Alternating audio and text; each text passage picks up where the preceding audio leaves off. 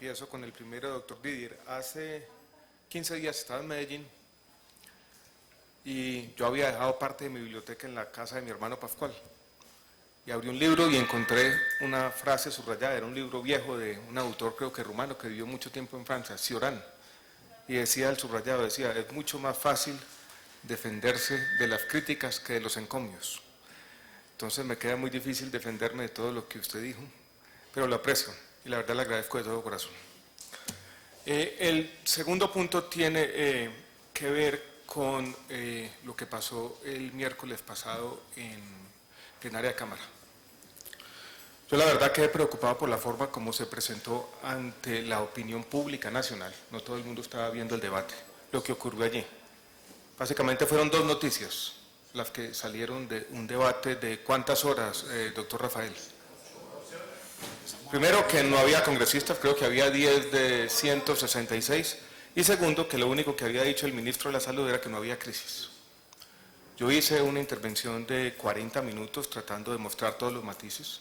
En algún momento, creo que por ahí está el video, en el minuto 5 de la presentación fue bastante explícito al decir que había una crisis financiera y que había una crisis que necesitaba un conjunto de medidas por parte del gobierno nacional. Nada de eso quedó. Eso fue por al final de la presentación donde hice ese comentario. Entonces básicamente quedan esos dos mensajes, que el gobierno niega la crisis y que el Congreso es absolutamente indiferente a los problemas de la salud. Las dos cosas no son ciertas. Hubo un debate donde uno podría analizarlo incluso en el sentido opuesto, que hubo demasiadas intervenciones por parte de los congresistas, tanto que los funcionarios tuvimos que hablar ya muy avanzada la noche, porque había varios citantes, hubo varios representantes de cada una de las bancadas haciendo sus intervenciones. Y yo creo que aquí a todos nos cabe una responsabilidad ante los problemas del país. Yo entiendo la urgencia del titular. Yo entiendo que a veces los periodistas tienen que maximizar clics. Pero yo creo que presentar estos debates con los matices, como tienen que hacerse, yo creo que también hace parte de la responsabilidad de todos. A veces me preocupa que en Colombia estamos más preocupados de generar indignación de corto plazo que en entender verdaderamente los debates. Y yo creo que ahí nos cabe a todos, absolutamente a todos, una responsabilidad. Empiezo con algunos de los aspectos puntuales. Doctor Olga Lucía, usted mencionaba algunos casos particulares donde uno tiene ajuste fiscal, pero una disminución de la producción.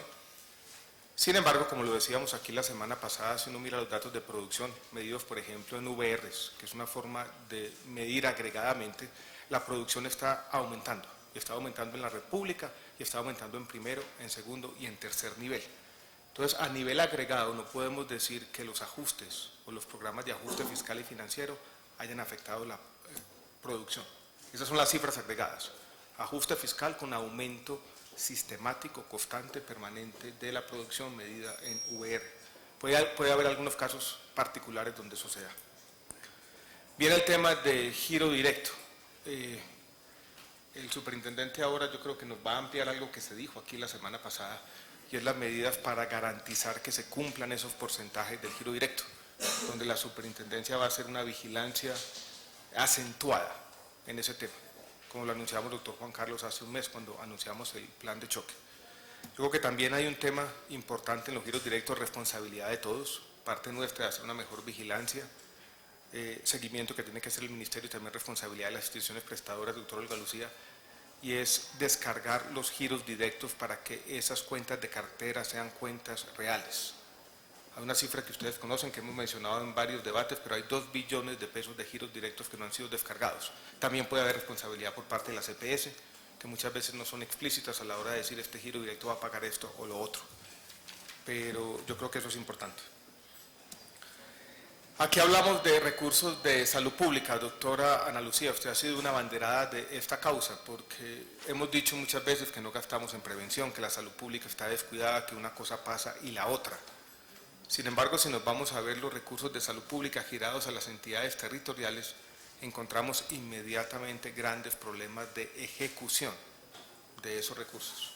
Tuvimos una discusión con la doctora Ana Lucía recientemente con el departamento del Cauca, al que representante Ospina tuvieron que suspendérsele por un tiempo los recursos porque no estaban ejecutando la plata de salud pública. Entonces tenemos entre todos que ser conscientes que tenemos también problemas de ejecución, de falta de capacidades estatales y que muchas veces la plata que giramos para cumplir una función no se está ejecutando. Y eso me lleva a un punto similar que es de ciencia y tecnología. Yo creo que el país hizo una reforma importante en el tema de regalías, dispuso recursos fundamentales para que estas inversiones de ciencia y tecnología se hicieran en las regiones, pero yo creo que hoy tenemos que decir que en las regalías de ciencia y tecnología no hemos tenido éxito en la ejecución. Esa plata se está perdiendo. Ese presupuesto agregado de regalías de ciencia y tecnología supera con creces el presupuesto de Colciencias. Y ahí, entre todos, yo creo que tenemos que hacer un esfuerzo como sociedad. Concitar de alguna manera la capacidad intelectual de las regiones para hacer esto. Nuestras universidades públicas en las regiones tienen que ser de alguna forma también las que apalanquen estos temas de desarrollo. Hay un ejemplo que tuvo los Estados Unidos por allá en el siglo XIX, en el comienzo del siglo XX, cuando las universidades regionales recibieron recursos ingentes del Estado y pudieron descentralizar su capacidad de investigación, que antes de esa reforma estaba concentrada en unas cuantas ciudades. Con los recursos de ciencia y tecnología que están ahí durmiendo el sueño de los justos, podríamos hacer eso, pero no lo hemos hecho. Entonces muchas veces enfocamos el debate en el presupuesto de Colciencias, yo creo que es importante, pero no nos estamos dando cuenta que allí están los recursos más importantes y que no estamos siendo capaces de utilizarlos y utilizarlos como toca. Déjeme decir algo sobre el tema de los hospitales que ya suena repetitivo. El Valle del Cauca, hay 3 hospitales que se liquidaron: Palmira, Buenaventura y Cartago. Dijéramos esos 3. Yo creo que si uno hace un análisis retrospectivo, no podría decir que esas liquidaciones se deben a problemas del sistema o problemas de la CPS. Usted sabe muy bien, representante, que hay otros fenómenos. El tema de Buenaventura, cuando se liquida el hospital, básicamente el hospital no estaba haciendo nada. En Palmira también tuvimos muchos problemas de malo manejo, tuvo que liquidarse el hospital. Tuvo que recurrirse a una figura que es el hospital de primer nivel administrando y el hospital de mayor nivel de complejidad. Va saliendo adelante con algunos problemas porque es una figura heterodoxa. Pero yo creo que el ejemplo del Valle del Cauca nos muestra y nos muestra de manera fehaciente que detrás de la problemática de los hospitales públicos hay mucho más que la problemática del sistema. Y a veces están esos problemas de administración de los hospitales en el territorio, que es también el caso de la República de Bogotá, que hace unos años era un ejemplo para el país, pero ustedes ya saben lo que pasó, no en esta administración, sino en la administración pasada. Estaba yo yendo hacia Cartagena para el penúltimo foro farmacéutico. Tenía un médico sentado al lado, me di cuenta que era médico después de un rato. Es neonatólogo de uno de los hospitales del distrito. Comencé a hablar con él, me dijo que llevaba 23 años trabajando en la República. Yo le dije, bueno, ¿cuál ha sido el mejor momento? ¿Cuál ha sido el peor momento? Me dijo, el peor momento sin duda fue lo que ocurrió durante la administración última del Polo Democrático, cuando me dijo, saquearon todos estos hospitales. Y eso no se ha dicho. Y ahora los responsables políticos de ese saqueo salen a decir, que los hospitales están quebrados. Como si existiera corrupción mala y corrupción buena. Yo lo he dicho en otros escenarios. Una mala y la otra no tan mala cuando viene de los compinches ideológicos. Y sobre eso no se ha dicho nada. No se ha hecho ningún debate, no se ha dicho absolutamente nada, y yo creo que eso también hay que decirlo, hay que poner el dedo en esa llaga. Quiero decir algo sobre las medidas, porque hay algunos hechos concretos que no alcanzamos a anunciar la semana pasada. Ya se hizo una compra de cartera ordinaria por 45.000 millones. Ayer completamos las cuentas para hacer una compra de cartera extraordinaria. La habíamos anunciado por 100, va a ser por 120.000. Vamos a hacer un esfuerzo adicional. Esos 120.000 millones incluyen 43.000 millones de Caprecom, para que Caprecom comience a ponerse al día con algunos de los hospitales públicos. Yo creo que ese tema es importante. Tampoco lo teníamos así cuando tuvimos el debate. El presidente firmó el viernes pasado el decreto de la subcuenta de garantías. Creo que es el decreto 1681, así quedó, me da la impresión, ¿cierto? Eso nos va a permitir que lleguen recursos importantes al sistema. Por decir cualquier cosa, una EPS asume un crédito en esas condiciones que tiene un periodo de gracia de 6 meses, un plazo de 7 años, tasa compensada. La tasa está compensada con los saldos no compensados, cabe la redundancia del FOSIGA.